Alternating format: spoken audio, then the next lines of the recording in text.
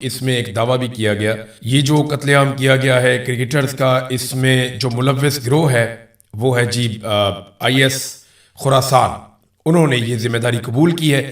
یہ واقعہ مستونگ میں ہوا ہے اور اس کے بعد جو ہے وہاں پہ کافی کشیدگی ہے، مسیحی برادری سے تعلق ہے، دونوں افراد دونوں کھلاڑی تھے اور کرکٹ کے پلیئرز تھے، وہاں ایک گراؤنڈ کے اندر انہیں قتل کیا گیا اور لگاتار سڑکوں کے اوپر گاڑیاں روکتے ہیں، آگ لگا دیتے ہیں، سڑکوں سے جا رہے ہیں جو لوگ ان کو اغوا کر لیتے ہیں، انہیں قتل کر دیتے ہیں، مسلح جتھے ایک دم آتے ہیں، آ کر پولیس پہ سیکیورٹی فورسز پہ اٹیک کر دیتے ہیں، پورے کے پورے شہروں پر قبضے کر لیتے ہیں، بینکوں کو اور جتنی بھی وہاں پہ املاک ہیں ان کو نقصان پہنچاتے ہیں، لوٹ لیتے ہیں، پولیس کا اسلحہ ساتھ لے کر چلے جاتے ہیں۔ ایک عجیب و غریب صورتحال ہے بلوچستان میں اور کوئی ماننے کو تیار ہی نہیں ہے۔ D G I S P R نے ایک بات کی، انہوں نے کہا کہ دہشت گردی کے جو اٹیک ہو رہے ہیں بلوچستان میں ان کے پیچھے بھارت کا ہاتھ ہے، تو اس کا مطلب ہے بھارت تو کامیاب ہو رہا ہے۔ اگر بھارت بلوچستان میں دہشت گردی کر رہا ہے تو پاکستان کیا کر رہا ہے؟ پاکستان کی انٹیلیجنس ایجنسیز کیا کر رہی ہیں؟ وہ عمران خان کی آنکھ ضائع کر رہی ہیں، عمران خان کی بہنوں کو احتجاج کرنے سے روک رہی ہیں، وہ بشرا بی بی کو جیل کے اندر نشان عبرت بنا رہی ہیں، وہ پاکستان تحریک انصاف کے لوگوں کو کچلنے کا بندوبست کر رہے ہیں، یا رضوی برادران کو کب تک انہوں نے جبری طور پہ گمشدہ رکھنا ہے اس کا بندوبست کر رہے ہیں، یا کشمیر میں عوامی تحریک کو کیسے کچلنا ہے اس کے اوپر کام کر رہے ہیں۔ تو کیا پاکستان کی انٹیلیجنس ایجنسیوں کو اس کام کے لیے تنخواہ دی جاتی ہے کہ وہ پاکستانیوں کو یا پاکستانی پولیٹیکل پارٹیز کو کچلنے کا کام لگاتار کرتی رہیں یا سیاستدانوں کو نشانہ بناتی رہیں؟ بھئی ان کا کام تو دہشت گردوں سے لڑنا ہے۔ بھارت اگر بلوچستان میں لگاتار کامیاب ہو رہا ہے تو پھر پاکستان اور پاکستان کی انٹیلیجنس ایجنسیز کہاں ہیں اور ان کی ذمہ داری کہاں؟ پاکستان تحریک انصاف نے یا اپوزیشن جماعتوں نے ایک اے پی سی بلائی اور اس کے اندر انہوں نے بہت ساری چیزیں واضح کی ہیں۔ اس کا جو اعلامیہ ہے وہ جو موٹی موٹی چیزیں میں آپ کو بتا دیتا ہوں۔ اس کی جو صدارت کروائی گئی وہ اختر جان مینگل صاحب سے کروائی گئی، بلوچستان کے ایک پرانے سیاسی رہنما ہیں۔ محمود خان اچکزئی بھی اس کے اندر شامل تھے، بلوچستان سے اور لوگ بھی شامل تھے، جبکہ مختلف پولیٹیکل پارٹیز نے اس کے اندر شمولیت کی۔ حکومت آپ کو پتہ ہے اس کے اندر کبھی شامل ہوگی نہیں، کیونکہ حکومت جو ہے وہ اس وقت اسٹیبلشمنٹ کے کیمپ میں بیٹھی ہے۔ تو جو اے پی سی کا اعلامیہ ہے وہ کیا کہتی ہے؟ آل پارٹیز کانفرنس، کہ بلوچستان میں انسانی حقوق کی خلاف ورزیوں اور بدامنی پر شدید تشویش کا اظہار، غیر نمائندہ حکومت اور پالیسیوں کو بحران کا سب سے بڑا ذمہ دار قرار دیا، بلوچستان کے مسئلے کے حل کے لیے ٹروتھ اینڈ ریکنسیلیشن کمیشن بنایا جائے، سب لوگ مانیں کہ اس نے کہاں پہ غلطی کی۔ پھر جناب انہوں نے کہا کہ بلوچستان میں تمام سیاسی جماعتوں اور سٹیک ہولڈرز کے درمیان مذاکرات کیے جائیں، عمران خان، مہارنگ بلوچ، علی وزیر، شاہ محمود قریشی، ایمان مزاری، ہادی علی چٹھا اور دیگر سیاسی قیدیوں کو فوری طور پر رہا کیا جائے، بلوچستان سمیت ملک بھر میں سیاسی کارکنوں کے خلاف مقدمات ختم کیے جائیں۔ اے پی سی اعلامیہ میں بلوچستان میں لاپتہ افراد کی بازیابی اور جبری گمشدگیوں کے خاتمے کا بھی مطالبہ کیا گیا ہے۔ بلوچ عوام کی معاشی جو ان کا استحصال کیا جاتا ہے اس کے خاتمے اور وسائل پر ان کا حق تسلیم کیا جائے کہ وہ بیچارے وہاں کے رہنے والے ہیں، ان کے وسائل ان کے ہیں، تو پہلے پیسہ ان پہ خرچ کریں، بعد میں آپ اپنی جیب میں ڈالیں۔ پھر دہشت گردی کے تمام واقعات کی غیر جانبدار قومی کمیشن سے تحقیقات کرائی جائے، بلوچستان میں وفاقی اور صوبائی سطح پر وسیع سیاسی ڈائیلاگ بھی شروع کروائے جائیں، ڈی آر اے اور دیگر قوانین کا غلط استعمال روکنے کا بھی مطالبہ کیا گیا، اور یہ بھی کہا گیا کہ جو غیر نمائندہ حکومت ہے فارم 47 کے اوپر لا کر بگٹی کو وہاں بٹھا دیا ہے اور اس نے اپنی ایک بہت بڑی فورس بنائی ہوئی ہے سرکار کے خرچ سے، تو یہ ساری چیزیں کرنے کے بعد یہ ذمہ دار ہے، ان کو ذمہ دار قرار دیا گیا اور اختر مینگل صاحب نے اس کی صدارت کی تھی۔ تو یہ جناب لبے لباب ہے۔ اختر مینگل نے وہاں پہ بہت سارے گلے شکوے کیے، بہت ساری باتیں کی۔ محمود اچکزئی صاحب کی کچھ چیزیں بڑی امپورٹنٹ ہیں، انہوں نے کچھ انکشافات کیے، یہ بات میں آپ کو پہلے بتا چکا ہوں، لیکن انہوں نے تو باقاعدہ گھنٹے بھی بتا دیے کہ کس طریقے سے بلوچستان میں پولیس والے لڑتے رہے اور شہید ہوتے رہے اور وہ مدد مانگتے رہے، لیکن ان کو مدد دی نہیں گئی۔ 12 بجے زیارت خانے میں ان لوگوں نے اپنے افسران کو کہا کہ ہماری گولیاں ختم ہو رہی ہیں، یہ لوگ زیادہ ہیں، خدا کے لیے ہم تک مدد پہنچائیں۔ صبح 5 بجے تک وہ محنت کرتے رہے، وہ لڑتے رہے۔ 5 بجے کے بعد انہوں نے اپنے عزیزوں کو ٹیلی فون کیا کہ ہم بالکل بے بس ہو گئے ہیں، مہربانی کریں، اگر وہ نہیں آتے یعنی سیکیورٹی فورسز والے نہیں آتے تو آپ مہربانی کریں اور کچھ امدادی سامان ہمیں پہنچائیں، کوئی اسلحہ وغیرہ آپ لے کر آئیں۔ D G I S P R نے یہ بات تسلیم کی ہے کہ پولیس کے ساتھ عوام مل کر لڑی، لیکن سیکیورٹی فورسز وہاں پہ نہیں پہنچی، بار بار بلایا گیا پھر بھی نہیں پہنچی، اور یہی بات اس وقت جو ہے اپوزیشن لیڈر قومی اسمبلی میں محمود خان اچکزئی بھی وہی بات کر رہے ہیں۔ وزیر اعلیٰ صاحب کوئی شریف آدمی ہوتا تو وہ استعفیٰ دے دیتا یا کسی کو نوکری سے نکال دیتا، تو بس انسان ہے، مرتے رہتے ہیں اور آپ بس پاکستان زندہ باد کہتے رہیں گے۔ پاکستان اس طرح زندہ باد نہیں ہوگا، پاکستان بہت بڑی بربادی کی طرف چلا جائے گا۔ ہم اپنی افواج اور اپنی ایجنسیوں سے درخواست کرتے ہیں کہ جو آئین کا حلف آپ نے اٹھایا ہے اس کا آپ خیال رکھیں، جو ہم نے اٹھایا ہے اس کا ہم خیال رکھیں گے۔ سپاہی سے لے کر جرنیل تک ان کا یہ حلف نامہ ہے کہ ہم سیاست میں حصہ نہیں لیں گے، اپنے حلف کا خیال رکھیں، پاکستان بچ جائے گا۔ پھر اسی طرح اسد کیسر صاحب جو سابق اسپیکر قومی اسمبلی تھے، انہوں نے بتایا کہ ہم نے اختر جان کے حوالے لگ بھگ 400 ایسے لوگ کیے تھے جو جبری طور پہ گمشدہ تھے۔ یعنی جب عمران خان صاحب کا دور حکومت آیا تو انہوں نے آتے ہی بلوچستان کے معاملات کو حل کرنے کے لیے تیزی سے اقدامات کیے۔ 400 لاپتہ افراد کو بازیاب کروایا گیا اور اختر جان منگل صاحب کے حوالے کیا گیا، لیکن اس کے بعد عمران خان صاحب کے خلاف سازشیں شروع ہو گئی، پھر رجیم چینج آپریشن کر دیا گیا اور اس کا نتیجہ آج آپ سب کے سامنے ہے کہ وہ بلوچستان جس کو صحیح ڈگر پہ لایا جا رہا تھا آج اس کے حالات آپ کے سامنے ہیں۔ اچک زئی نے کہا کہ آپ نے مارنا ہے تو کتنوں کو آپ ماریں گے، فرعون سے زیادہ تو آپ نہیں مار سکتے، یہ ملک ہمارا ہے، آئیں عہد کریں، ہر ادارہ اپنے عہد کے مطابق رہے۔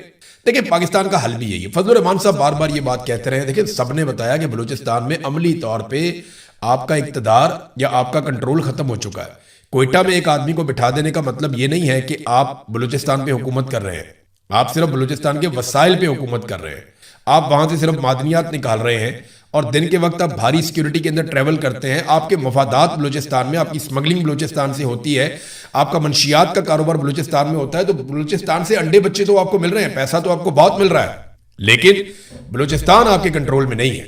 جب دل کرتا ہے، جہاں پہ دل کرتا ہے، دہشت گرد آتے ہیں، آ کر اٹیک کرتے ہیں اور بے بسی ہوتی ہے ایجنسیوں کی۔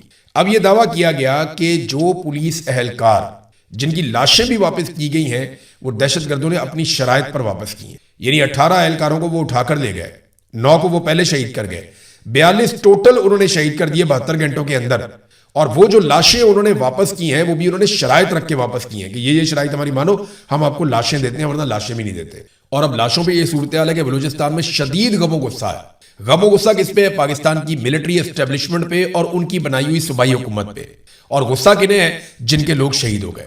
میں پولیس والوں کے لواحقین کی بات کر رہا ہوں، وہاں اسپتال کے اندر پھڈا ہو گیا۔ دیکھیں نا، ان کی کوشش یہ ہوتی ہے کہ یہاں پہ جتنے شہید ہیں ان کی باڈیاں ہم لے جائیں، لے جا کے ایک محفوظ جگہ پہ رکھیں، پھر ہم جناب اسلام آباد سے بلائیں وزیر داخلہ کو، وزیر اعظم کو، فیلڈ مارشل کو، اور وہاں پہ ہم نماز جنازہ کروائیں، ساری دنیا کو بتائیں دیکھیں ہم کتنی قربانیاں دے رہے ہیں، اور وہاں پہ کھڑے ہوں نماز جنازہ پڑھائیں، اور وہ اس طریقے سے دیکھتے ہیں چیزوں کو۔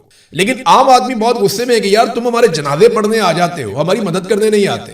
جس وقت ہم پہ گولیاں چل رہی تھی، ہم بار بار کہہ رہے تھے، سوشل میڈیا پہ کہہ رہے تھے، انتظامیہ سے رابطہ کر رہے تھے، سیکیورٹی فورسز کیوں نہیں آئی اس وقت لڑنے کے لیے؟ ان کے پاس جدید اسلحہ تھا، وہ آ کے طالبان کے اوپر یا جو بھی وہ گروپ تھا اس کے اوپر آ کے اٹیک کر سکتے تھے، یا جو جتھا آیا ہوا تھا اس کے اوپر حملہ کر سکتے تھے، لیکن نہیں کیا گیا، وہ وقت ضائع کیا گیا۔ نہ صرف پولیس والوں کو مرنے کے لیے چھوڑ دیا گیا بلکہ بعد میں جو یرغمال بنا کر گئے ان کو انہوں نے شہید کر دیا۔ اور D G I S P R کہتے ہیں جی ہم نے کامیاب آپریشن کیا۔ کامیاب آپریشن کا مطلب یہ ہوتا ہے کہ آپ اپنے لوگوں کو چھڑا کر لے آئے، لیکن آپ جب چھڑا کر نہیں لائے تو اس کا کیا مطلب ہے کہ آپ کا آپریشن کامیاب نہیں ہوا بلکہ آپ کا آپریشن ناکام ہو گیا بدقسمتی سے۔ ناظرین، بلوچستان کے معاملے پہ میں پھر وہی بات کہوں گا کہ جب تک پاکستان کی ملٹری اسٹیبلشمنٹ ڈنڈے سے بلوچستان کو کنٹرول کرنے کی کوشش کرتی رہے گی یہی صورتحال رہے گی۔ یہ بہت بڑا صوبہ ہے، یہاں بہت سارے وسائل ہیں، یا تو آپ سارے لوگوں کو مار تو نہیں سکتے، نہ آپ سارے لوگوں کو کنٹرول کر سکتے ہیں۔ یہی پالیسی بلوچستان میں ہے، یہی پالیسی کشمیر کے اندر ہے۔ اس پالیسی کو بدلیں، عوام کے منتخب نمائندوں کو آنے دیں، یعنی جو عوام جنہیں منتخب کر دے انہیں یہ حق دے دیا جائے کہ آپ فیصلے کریں، ہم آپ کے ملازم ہیں، آپ ہمیں تنخواہ دیتے ہیں، آپ جو حکم کریں گے اس کے مطابق ہم کام کریں گے۔ کور کمانڈر بھی ویسے ہی کام کرے، سیکٹر کمانڈر بھی ویسے ہی کام کرے، رینجرز بھی ویسے ہی کام کرے، ایف سی بارڈر پہ کام کر رہی ہے، ٹھیک ہے وہ اپنا کام کرے، وہ وفاقی وزیر دفاع جو ہے اس کے انڈر میں۔ تو جب ادارے اپنی ڈومین میں چلے جائیں گے، اپنی حدود کے اندر چلے جائیں گے تو آپ دیکھیے گا چیزیں ٹھیک ہونا شروع ہو جائیں گی۔ لیکن بدقسمتی سے جب آپ ڈنڈے کے ساتھ چیزیں ٹھیک کرتے ہیں، بندوق کے ساتھ چیزیں ٹھیک کرتے ہیں تو ساری چیزیں ٹھیک نہیں ہوتی، بہت سارے پرابلمز آتے ہیں۔ اب ناظرین، پاکستان تحریک انصاف نے خیبر پختونخوا میں اپنی غلطی مان لی، لیکن مجھے پی ٹی آئی کی تو مجھے سمجھ آ گئی نا کہ پی ٹی آئی نے غلطی کی اور وہ بہت ساری پریویلیجز، بہت ساری سہولیات، بہت ساری مراحت وہ لینے کے چکر میں تھے جن کے عمران خان بھی خلاف ہیں، لیکن وہ پکڑے گئے، رولا پڑ گیا، چھپا چھپا کے کام کر رہے تھے، پکڑے گئے، لیکن پی ٹی آئی پیچھے ہٹ گئی۔ یہ تو بات سمجھ آتی ہے، نون لیگ کی وجہ سمجھ نہیں آئی، یعنی دن کے وقت نون لیگ والے بیٹھے ہوئے ہیں خیبر پختونخوا کے وزیر اطلاعات کے ساتھ اور ڈیفینڈ کر رہے ہیں اس بل کو، اپنے ٹویٹس کے اندر، سوشل میڈیا کے اوپر، اپنے بیانات کے اندر، اپنے ویڈیو بیانات کے اندر وہ سارے کے سارے ڈیفینڈ کر رہے ہیں اس بل کو، نون لیگ والے. شام کو اختیار ولی بیٹھتا ہے ٹی وی کے اوپر اور وہ سارے کہتے ہیں جی نہیں یہ غلط ہے. وہ ایک کہتا ہے نون لیگ والا غلط ہے، دوسرا کہتا ہے جی ٹھیک ہے میں اس کی حمایت کرتا ہوں. تو ان کی کوئی پارٹی پالیسی نہیں ہے. انہیں جہاں مفاد ملتا ہے نا یہ بیچارے وہاں سے مفاد لے لیتے ہیں. اور ویسے بھی انہوں نے کون سا الیکشن لڑ کے آنا ہے؟ ان کو فارم 47 چاہیے. جس کے کسی فوجی کے ساتھ، اچھے جرنیل کے ساتھ تعلقات ہوں گے وہ اپنا فارم 47 لے کر آ جائے گا.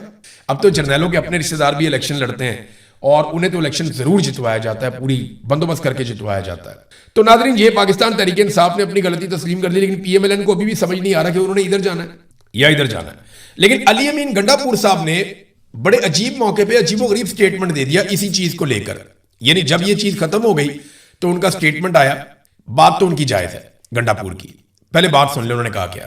گنڈا پور نے کہا کہ یہ واٹس ایپ گروپ ہے پاکستان تحریک انصاف کا، اس کے اندر گنڈا پور نے ایک آڈیو پیغام جاری کیا کہ جناب جو تنخواہوں میں اضافہ مانگتے ہیں نا ان ممبران کے نام پبلک کیے جائیں. صوبے میں ڈرون حملے ہو رہے ہیں، وہ تو گنڈا پور صاحب کے دور میں بھی ہو رہے تھے. صوبے میں صوبائی حکومت کے فنڈ سے آپریشن ہو رہے ہیں اور مزید بھی ہوں گے. یہ گنڈا پور صاحب کے دور میں ہو رہے تھے، لیکن کیونکہ وعدہ کیا تھا سہیل آفریدی نے کہ ان کے دور میں نہ تو آپریشنز ہوں گے اور نہ ڈرون حملے ہوں گے، لیکن سہیل آفریدی اپنا وعدہ پورا نہیں کر سکے اور وہ کمپرومائز ہو گئے آپریشنز کو اور ڈرون حملوں کو لے کر. تو ممبران اسمبلی اور وزراء خراب کوالٹی کی وجہ سے کام رکوا رہے ہیں اور بھرتی ہوتی ہے، تبادلہ ہوتا ہے. اسی محکمے کے لوگ ثبوت کے ساتھ پریس کانفرنس کر دیتے ہیں. بیڈ گورننس کی لان تان بھی ہمارے اوپر آ رہی ہے. اب جس کو چاہیے زیادہ تنخواہیں ذرا وہ بتا دینا، ان کے نام سامنے لائے جائے. یہ اس قسم کا انہوں نے مطالبہ کیا کہ بتائیں کون کون چاہتا ہے کہ وہ تنخواہوں میں اس کو اضافہ ملے. اپنے پارٹی اور لیڈر کے نظریے کی بلی نہیں چڑھا سکتا. یہ جناب علی امین گنڈا پور صاحب کا ایک سٹیٹمنٹ آیا اس موقع پر جب نظر ثانی کرنے کا کہہ دیا سہیل آفریدی نے. پہلے ہی سہیل آفریدی نے ٹائملی اس میں جو ہے نا وہ بیک فٹ میں چلا گیا، ورنہ سہیل آفریدی کے لیے مشکلات بہت بڑھ جاتی ہیں. لیکن اصل مشکلات سہیل آفریدی کے لیے وہی ہے. خیبر پختونخوا میں آپریشنز بھی ہو رہے ہیں، ڈرون حملے بھی ہو رہے ہیں اور سہیل آفریدی ٹس سے مس نہیں ہو رہے. عمران خان نے کہا تھا کہ سٹریٹ موومنٹ کی تیاری کرو اور ٹکے کی تیاری انہوں نے سٹریٹ موومنٹ کی بھی نہیں کی. تو عمران خان کے جو 3-4 احکامات ابھی تک سہیل آفریدی تک آئے تھے جو بڑی وضاحت کے ساتھ آئے تھے، ان میں سے ایک کے اوپر بھی سہیل آفریدی عمل درآمد نہیں کر سکے. اور جب باہر نکلنے کا وقت آیا، جب ڈٹ کے کھڑے ہونے کا وقت آیا تو سہیل آفریدی صاحب 4 دیواری میں اپنے آپ کو بند کر کے انڈور احتجاج شروع کر گئے. یہ کتنی افسوسناک بات ہے کہ پاکستان تحریک انصاف کا ورکر سڑکوں پہ کھڑا ہو کر آوازیں دے رہا تھا اور سہیل آفریدی ایک 4 دیواری کے اندر بند تھا اور وہ محسن نقوی کے فون کا انتظار کر رہا تھا کہ کچھ نہ کچھ کر کے محسن نقوی ملاقات کروا دے گا. وہ اب تک نہیں ہوئی. یہ ناظرین حالات ہیں. تو ناظرین ایک اور چیز میں آپ کو بتاتا ہوں. یہ جو پنجاب کے اندر مریم نواز صاحبہ اور ان کے لوگ کہتے ہیں ہم بہت انصاف پرور ہیں، بہت انصاف کر رہے ہیں. ایک آسٹریلیا کی بچی تھی ہانیہ، آسٹریلیا سے آئی ہوئی تھی. جب وہ شہید ہو جاتی ہے CCD کی گولیاں چلنے سے، 9 سال کی بچی، تو پھر چٹھا صاحب بھی وہاں پہنچتے ہیں، DIG بھی پہنچتا ہے، باقی سارے بھی پہنچتے ہیں. پنجاب کی ساری پولیس لائن حاضر ہوتی ہے، وہاں پہ جا کے پھول رکھ کے آتی ہے. لیکن اس کے باوجود ان لوگوں کے ساتھ کتنا ظلم کیا جا رہا ہے ذرا یہ آپ پڑھیں، آپ حیران ہو جائیں گے. یہ بچی کے والد نے اب درخواست دی ہے، پولیس کے خلاف درخواست دی ہے. یعنی ہمیں تو یہ بتایا جا رہا تھا کہ CCD سے غلطی ہو گئی، بہت بڑا جرم ہو گیا، ہم نے بندہ پکڑ لیا، ہم انصاف کر کے دیں گے. لیکن اندر کھاتے یہ کیا کر رہے ہیں ذرا یہ دیکھیں. وہ بندہ یہ بتاتا ہے کہ جناب میں آسٹریلیا کا شہری ہوں، میں، میری بیٹی اور میرا بچہ، ہم لوگ وہاں پہ موجود تھے. تو اس وقت جب ہم زخمی ہو گئے تو ہمیں پہنچایا گیا DHQ اسپتال میں. تو وہاں پہ عتیق نامی سپاہی آیا اور اس نے انتہائی بدتمیزی کی. جب مقامی پولیس تھانہ سٹی SI احسن عبداللہ وہ بھی وہاں پہنچ گیا. عتیق اور احسن عبداللہ نے میرے سے سارا واقعہ سنا. میں نے اسے بتایا کہ کس طریقے سے ہمارے اوپر گولی چلائی اور پولیس والے نے چلائی. جس کے بعد وہ دونوں میرے پہ دباؤ ڈالنا شروع ہو گئے کہ سادے کاغذ کے اوپر دستخط کر کے میں انگوٹھا لگا دوں تو تب جو ہے وہ ڈاکٹر کے پاس جانے کی اجازت دی جائے گی. انہیں گولیاں لگی، وہ زخمی ہیں، انہیں کہہ رہے ہیں جی سادہ کاغذ کے اوپر انگوٹھا لگاؤ اور دستخط کرو تو ہم تمہیں ڈاکٹر کے پاس جانے دیں گے. یہ ایک SI یعنی سب انسپیکٹر اور ایک پولیس والا کر رہے تھے. تو ساحل اور ساحل کا بیٹا زندگی اور موت کی کشمکش میں تھے. کہتے میں اور میرا بیٹا بہت زیادہ زندگی اور موت کی کشمکش میں تھے. میری بیٹی جو ہے ہانیہ احمد انتقال کر چکی تھی اور میری بیوی جو ہے شدید صدمے کی وجہ سے بہت پریشانی کی حالت میں تھی. سادے کاغذ پر انگوٹھا لگوانے کے بعد ہمارا طبی معائنہ کروایا گیا اور بعد میں ڈاکٹر نے ہمیں بے نظیر بھٹو اسپتال راولپنڈی میں منتقل کر دیا کہ ان کی حالت سیریس ہے. ان کی حالت سیریس ہے. پولیس کہہ رہی تھی ادھر انگوٹھا لگاؤ، ادھر دستخط کرو، ورنہ ہم آپ کو آپ کا علاج بھی نہیں کروانے دیں گے. ایسی گھٹیا پولیس بنا دی گئی ہے پنجاب میں CCD. کیونکہ یہ اس کے بعد وہ بتاتے ہیں جناب پھر دوسرے دن ہم اپنی بیٹی کے جنازے میں گئے اور جنازے کے بعد تفتیشی افسر محمد عرفان, یہ بھی ایک سب انسپیکٹر ہے CCD کا, کہتے جی اس سے ملاقات ہوئی. اس دوران مجھے کہتے پتا چل گیا تھا کہ محمد شجاعت کانسٹیبل نے سیدھی فائرنگ کی ہے اور اس کی وجہ سے یہ واقعہ پیش آیا اور اس کے اوپر ایک FIR بھی درج کر دی گئی ہے. اب وہ یہ کہتے ہیں کہ FIR کے اندر 302 کی بجائے 322 درج کی گئی اور یہ ثابت کرنے کی کوشش کی گئی کہ یہ غلطی سے قتل ہو گیا. یہ جناب سیدھی گولی جان بوجھ کر نہیں چلائی گئی. پوری دنیا میں کہیں پولیس والا ایسی حرکت کرنا ساری زندگی کے لیے نوکری بھی گئی اور جیل میں سڑے گا, لیکن پاکستان میں وہ کہتے ہیں جی غلطی ہو گئی. وہ کہتے ہیں جی غلطی نہیں ہوئی, انہوں نے جان بوجھ کر FIR کے اندر یہ لکھا کہ ہماری گاڑی کے پیچھے سے چھپ کر ملزمان فائرنگ کر رہے تھے پولیس والوں پہ, جبکہ یہ بات بالکل جھوٹ ہے.